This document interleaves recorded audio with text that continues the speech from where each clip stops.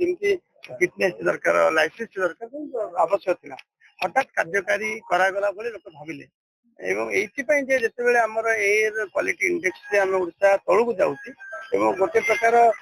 ବାଧ୍ୟବାଧକତା ଯେ ପିୟୁସି ହବା ଦରକାର କାରଣ କୋଟିଏରୁ ଉର୍ଦ୍ଧ୍ୱ ଗାଡି ହେଲାଣି ଓଡ଼ିଶାରେ ତେଣୁ ତାକୁ ଯେତେବେଳେ ଆଖି ଆଗରେ ରଖିଲେ ଆମେ ଆଉ ଟିକେ ଅମାନିଆ ମାନଙ୍କ ପାଇଁ ତେଲ ନାଇକି ପିୟୁସି ନାଇକି ତେଲ ନାଇ ଭଳିଆ କଲୁ ସମସ୍ତେ ବ୍ୟଗ୍ରତାର ସହିତ ମଧ୍ୟ ସାର୍ଟିଫିକେଟ କଲେ ପରୋକ୍ଷରେ ଗୋଟେ ପ୍ରକାର ଆଲୋଡ଼ନ ସୃଷ୍ଟି କଲେ ଏବଂ ଆମେ ବାରମ୍ବାର ଅନୁରୋଧ କଲୁ ଯେ 90 ଦିନ ଯୋଉ କଥା କାଲି ମାନ୍ୟବର ହାଇକୋର୍ଟ କହିଲେ ନ୍ୟାୟାଳୟ କହିଲେ ଯେ 90 ଦିନର ଚାଲାଣ ବାକି ଅଛି ପିୟୁସି ହେଇପାରିବ ନାହିଁ ଏବଂ ଜନସ୍ୱାସ୍ଥ୍ୟ ମାମଲା ଦାଖଲ କରିବା ଲୋକଙ୍କର ଅଧିକାର ଲୋକଙ୍କର ତାଙ୍କର ସ୍ୱାଧୀନତା ମଧ୍ୟ ଏବଂ ମାନ୍ୟବର କୋର୍ଟ ଗତକାଲି ସେଟା ଖାରଜ କରିବା ସହିତ ये कथा को କହିଛନ୍ତି ମୁଁ କହିସାରିଛି ଯେଭଳି ଭାବେ 10,000 ଫାଇନ